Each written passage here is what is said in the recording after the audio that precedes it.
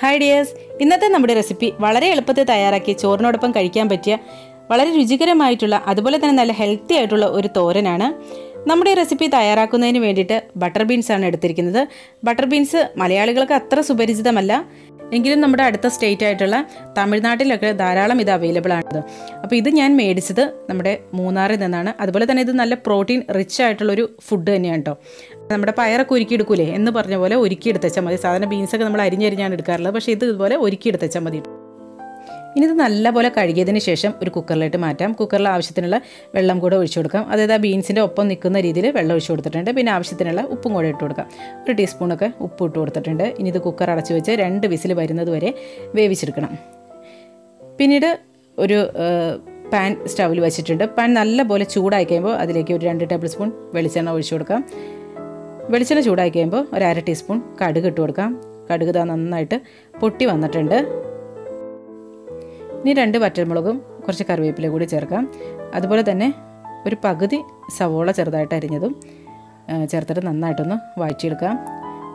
പിന്നെ ഒരു 2 ചുള വെളുത്തുള്ളി കൂടി ചേർക്കാം. കൂടെ തന്നെ ഒരു 3 പച്ചമുളകും കൂടെ ചേർത്തിട്ട് നല്ലപോലെ ഒന്ന് വഴറ്റിയെടുക്കാം. അപ്പോൾ ഇത് നമ്മുടെ മെക്സിക്കൻ മുളകുണ്ടല്ലോ, അതാണ് കേട്ടോ ചേർത്തിരിക്കുന്നത്. നല്ല എരിവുള്ള മുളകാണ്. അപ്പോൾ അതുകൊണ്ട് തന്നെ 2 നോക്കിയാട്ടോ ചേർത്തിട്ടുള്ളൂ. പിന്നെ ഇതിനകത്തേക്ക് ആവശ്യത്തിനുള്ള ഉപ്പും കുറച്ച് മഞ്ഞൾപ്പൊടിയും കൂടെ ഇട്ട് കൊടുക്കാം. എന്നിട്ട് നല്ലപോലെ ഒന്ന് വഴറ്റിയതിന് ശേഷം 2 പിടി തേങ്ങ ചിരകിയത് കൂടി ചേർക്കാം. അതായത് 1/2 കപ്പ് തേങ്ങ ചിരകിയതും കൂടെ ചേർത്തിട്ട് നന്നായിട്ട് ഒന്നുകൂടെ ഒന്ന് വഴറ്റിയെടുക്കാം. അപ്പോൾ നമ്മൾ ബട്ടർ ബീൻസ് കറിയുടെ റെസിപ്പി ഓൾറെഡി അപ്ലോഡ് ചെയ്തിട്ടുണ്ട്. അപ്പോൾ അതിൻ്റെ ലിങ്ക് ഡിസ്ക്രിപ്ഷൻ ബോക്സിലും അതുപോലെ തന്നെ എൻ്റെ സ്ക്രീനായിട്ടും കൊടുക്കാം കേട്ടോ. അപ്പോൾ അത് കാണാത്തവർ അതും കൂടി ഒന്ന് കണ്ടു നോക്കൂ കേട്ടോ. ഈ ബട്ടർ ബീൻസ് ഒരുപാട് നല്ലതാണ്. അപ്പോൾ കിട്ടുകയാണെങ്കിൽ ഉറപ്പായിട്ടും മേടിക്കാം കേട്ടോ. പിന്നെ ഇതിനകത്തേക്ക് നമ്മൾ ആ വേവിച്ച് വെച്ചിട്ടുള്ള ആ ബട്ടർ ബീൻസും കൂടെ ചേർത്തിട്ട് നല്ലപോലെ അങ്ങോട്ട് മിക്സാക്കി എടുക്കാം. അപ്പോൾ അതാ ഇത്രയേ ഉള്ളൂ, നമ്മുടെ ബട്ടർ ബീൻസ് കൊണ്ടുള്ള തോരൻ റെഡി ആയിട്ടുണ്ട്. നല്ല ടേസ്റ്റാണ് കേട്ടോ കഴിക്കാനായിട്ട്. പിന്നെ ഇതിൻ്റെ മുകളിലായിട്ട് നമുക്ക് കുറച്ചൊരു പച്ച വെളിച്ചെണ്ണ, ഫ്ലെയിം ഓഫ് ചെയ്തതിന് ശേഷം കുറച്ചൊരു പച്ച വെളിച്ചെണ്ണ, 1 ടീസ്പൂണൊക്കെ പച്ച വെളിച്ചെണ്ണയും കൂടെ ഒഴിക്കാം. കൂടെ തന്നെ കുറച്ച് കറിവേപ്പില കൂടി ഇട്ടതിന് ശേഷം നമുക്ക് മൂടി വയ്ക്കാം.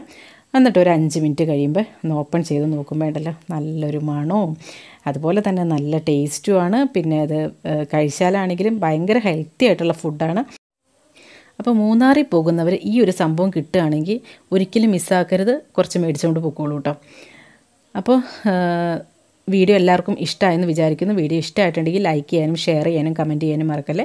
ചാനൽ സബ്സ്ക്രൈബ് ചെയ്തിട്ടുണ്ടെങ്കിൽ പ്ലീസ് ഒന്ന് സബ്സ്ക്രൈബ് ചെയ്ത് സപ്പോർട്ട് ചെയ്യുക. അപ്പോൾ നല്ലൊരു ഉഷാറ് വീഡിയോയുമായി വീണ്ടും കാണാം. എല്ലാവർക്കും നല്ലൊരു ദിവസം ആശംസിക്കുന്നു. Thank you for watching Aisha's creations.